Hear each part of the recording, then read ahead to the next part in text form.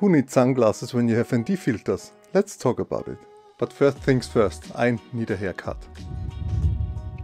Ah, that's way better. So welcome to my channel, happy you tuned in. My name is Christian and in my last video I showed you my new Sigma wide angle lens and prevented to use any ND filters. This time the video is all about these. But what are they? Briefly, they can be compared to sunglasses for your camera lens. In some situations the light is too bright, so you need an ND filter to compensate this overload of light coming to your lens. Especially when you want to use a high aperture or a slower shutter speed to keep this shallow depth of field and a cinematic motion blur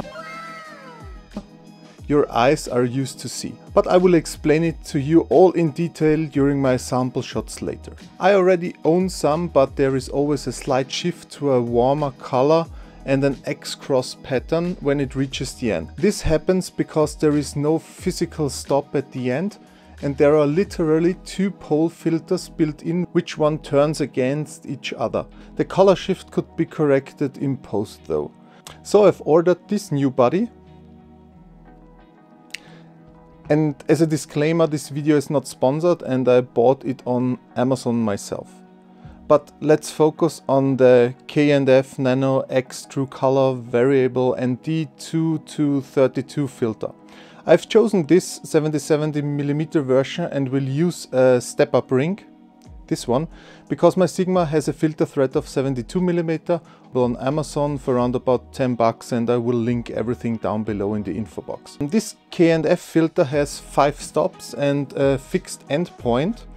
It also adverts it with true color, no more yellowish shifts anymore, and we will see if this is true color later on. As I've already mentioned, the ND coverage range is between 2 and 32. I have to figure out if this is enough. I'm afraid in very bright sunlight you probably need something higher than 32, but we will see. The filter itself has a good build quality and I also like the teeny tiny putter here. Frankly, I had to research on the website what this part is called. Never thought of putter, however there are no hard stops, but you can rotate it precisely and it has a beginning and an end. So there is indeed no X-cross pattern as with other filters that can be rotated infinitely. The only thing what I have to criticize so far is that moving the putter is a little bit sluggish. As you can see here, a little bit sluggish, yeah.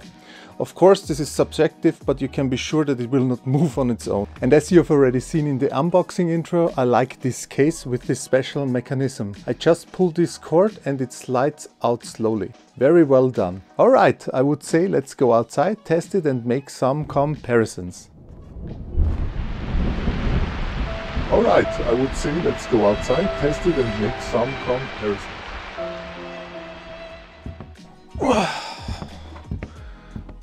That didn't go that well, so change of plans and change the place. So let's come with me.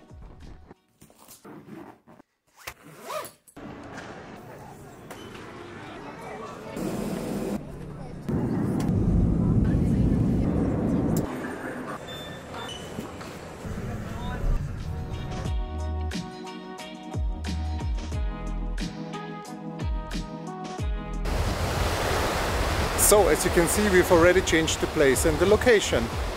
Welcome to Spain, in more particular to Mallorca, one of the largest islands in the Mediterranean Sea and the largest island on the Balearic Islands.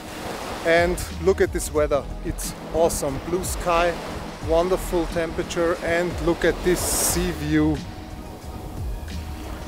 Alright, so I think we found the perfect place to test our ND filter to its limits. Let's start with Playa de Palma and some beautiful shots.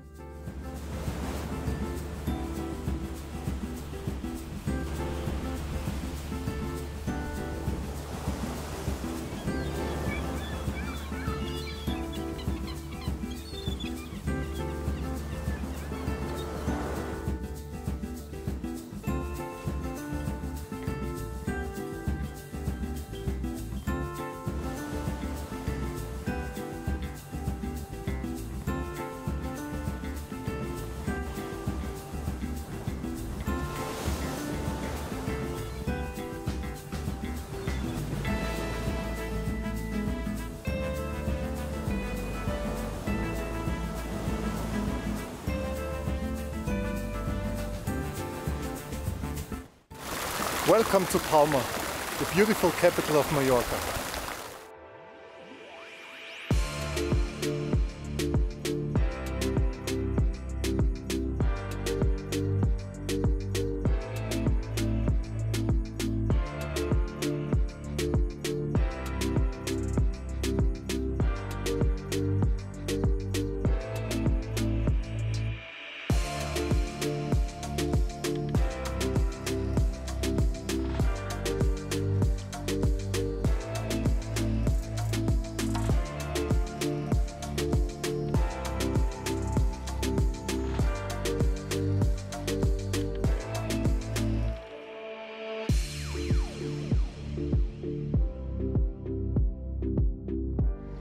So we are back from our trip and I hope you liked the example shots. Now it's time for some serious testing, so I will put a tripod here directly on the balcony and we'll do some comparison shots without the ND filter and with the ND filter right away. So let's see how it works. I will be right back.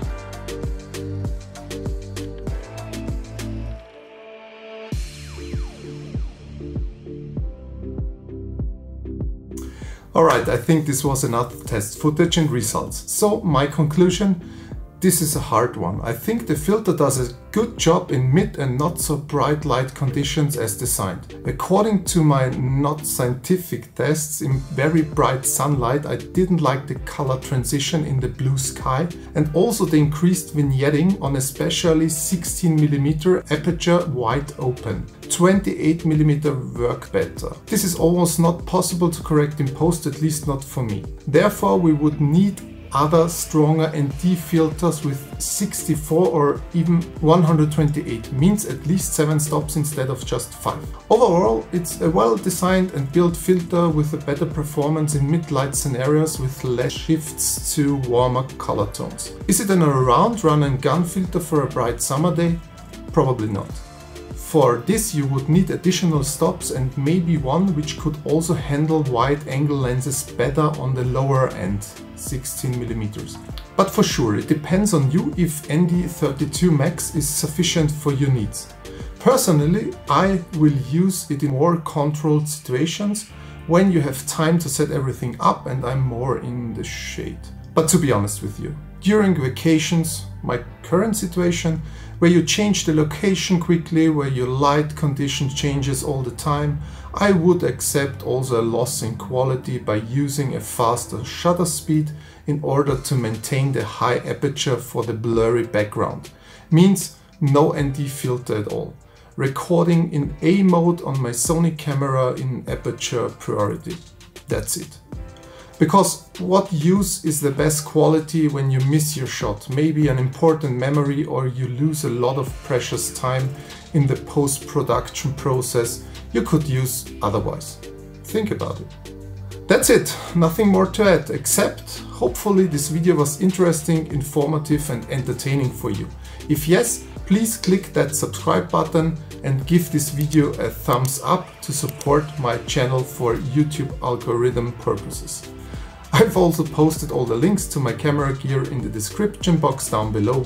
Okay, I will chill out a few more days in Mallorca before I go back to Austria, and spoiler alert, a new video is already in production, so stay tuned and bye!